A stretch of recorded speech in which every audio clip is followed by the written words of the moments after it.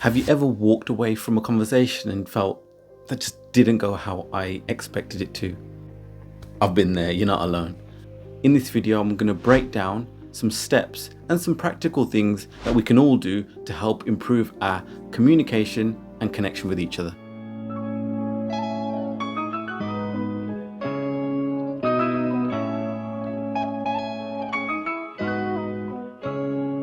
In this video, I'll talk through 4 key things that have helped me with my own communication.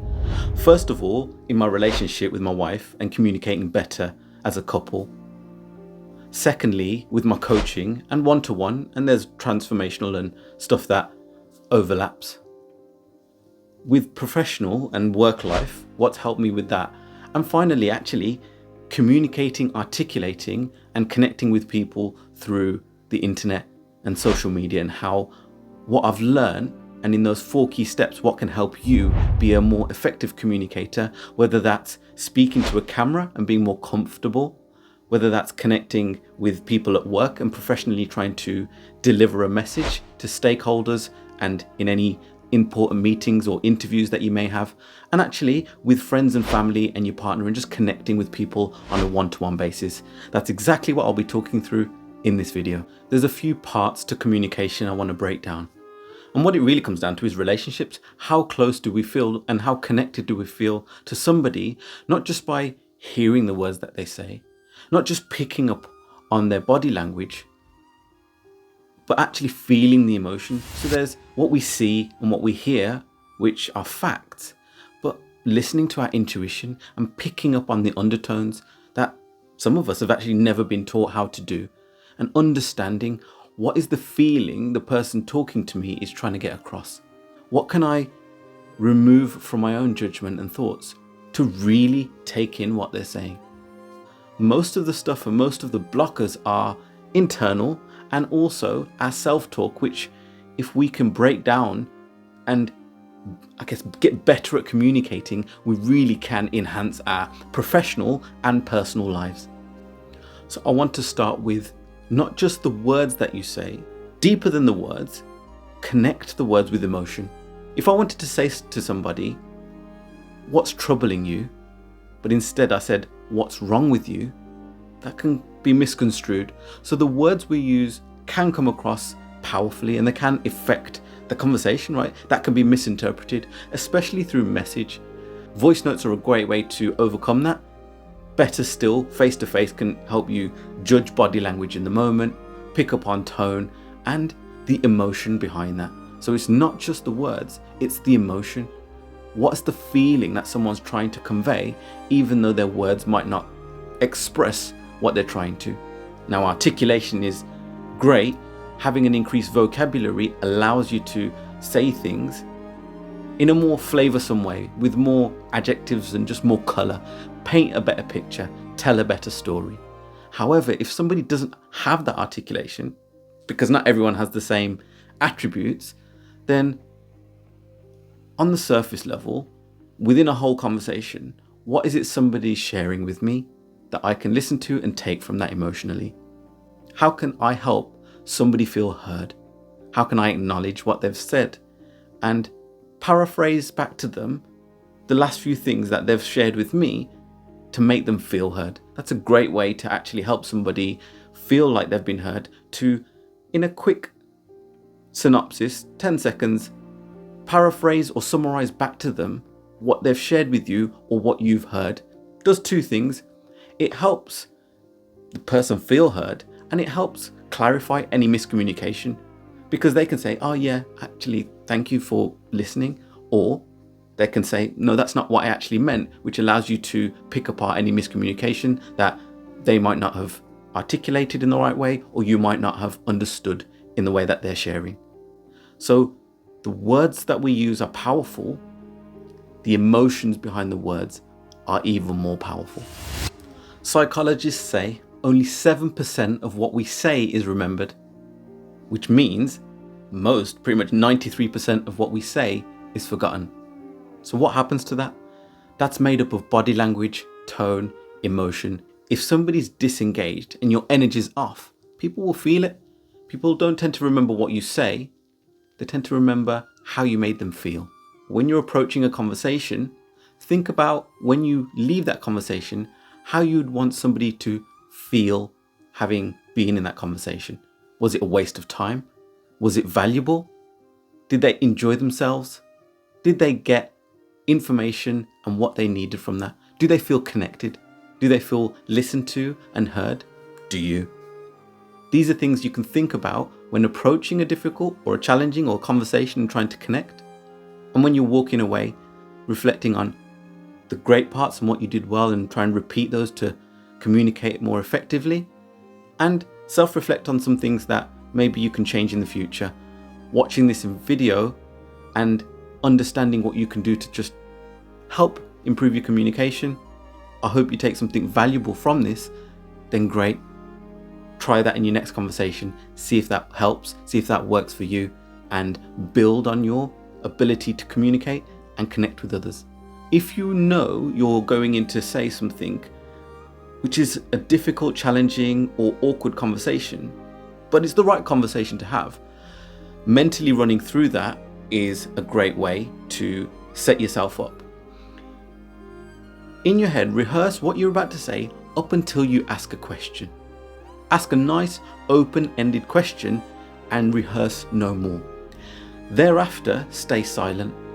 You don't know what direction the conversation is going to go in after you've asked that open question.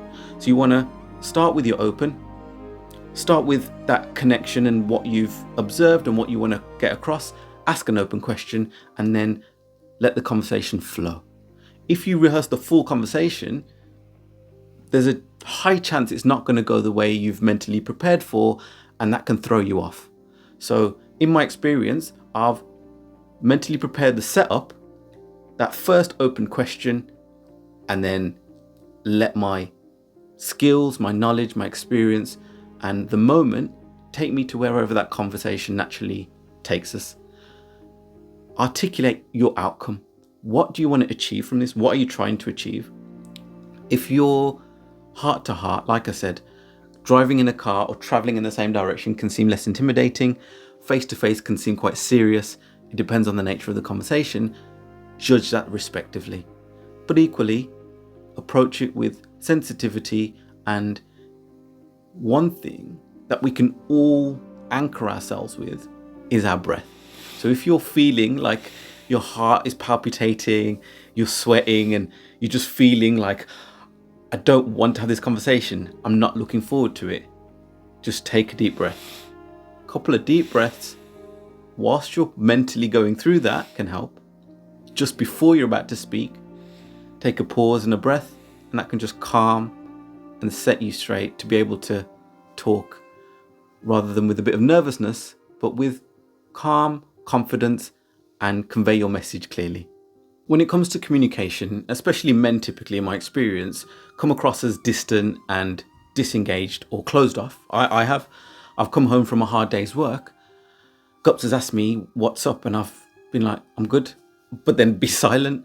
And she can read within the emotion. So like I say, it's not just what you say or what you see, it's feeling behind the words and the tone. How was your day? It was good. How was your day? It was good. Same words, different emotion. And Gups is great at picking up on that, but she's learned to give me my space. Then later on in the evening, I'll open up what might have caused me to be distant. And in her giving me the mental space to decompress after work, mentally build up my fuel, and then share what I've been through, that's helped me understand actually I can share very quickly what's happened.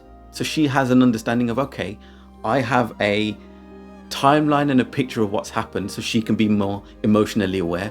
And we're great now at saying to each other, I'm mentally drained, I need 5 minutes, is that okay?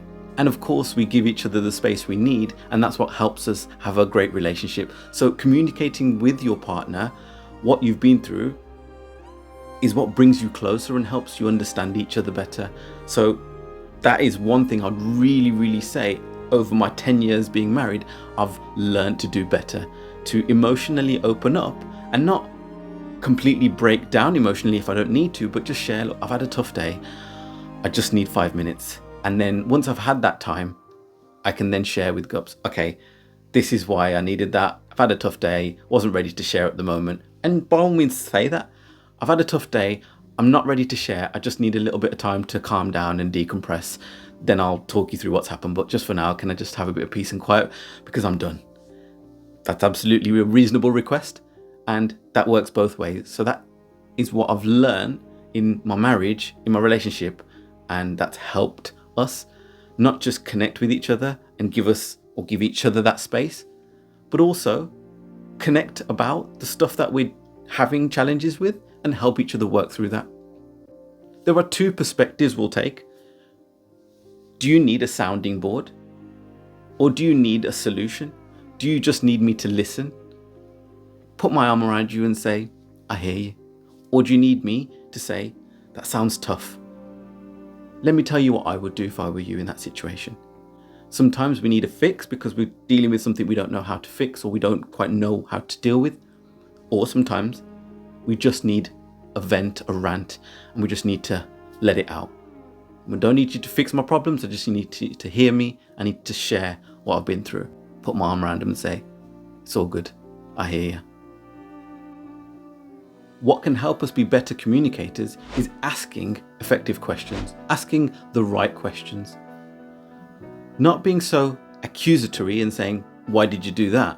Which can put people on the defensive, but understanding, all right, what was going on for you to make that decision?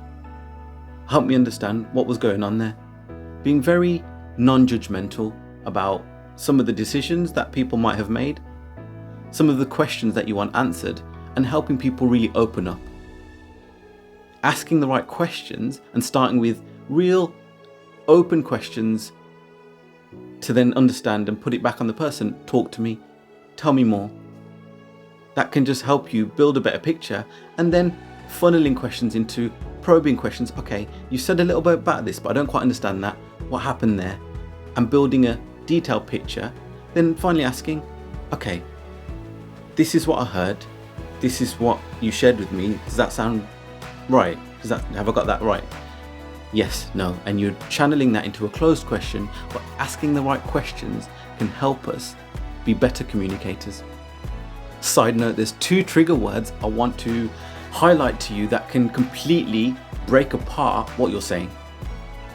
I'll share it in a sentence. That was great, but you missed this.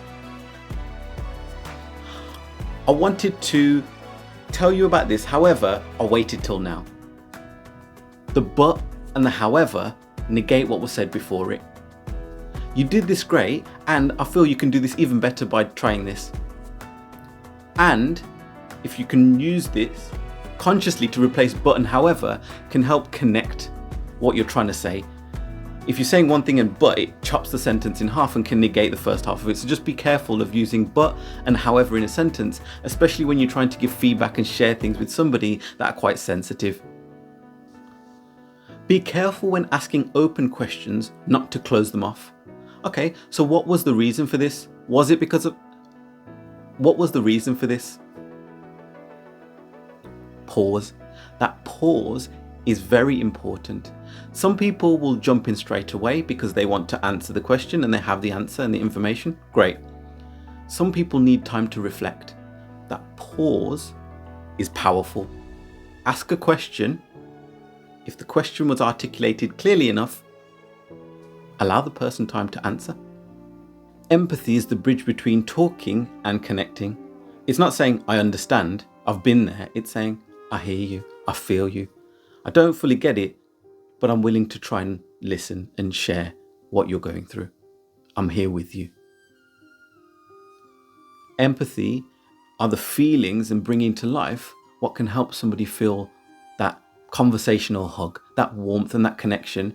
And if you empathize effectively, when the person leaves that conversation, they should feel heard, listened to, connected with you, and happy to be in a conversation with you again because you've been supportive and empathetic.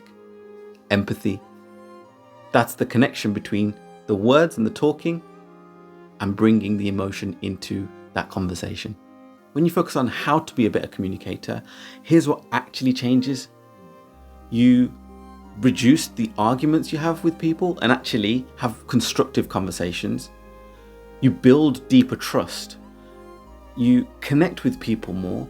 And in the workplace, one of the biggest factors of successful working teams is psychological safety. So people feel safe and heard, and they can be more vulnerable, be themselves, and that trust is instilled with your communication. So it's not about talking more, it's about connecting better. Remember that pie chart. People don't just remember what you said, they remember how you made them feel.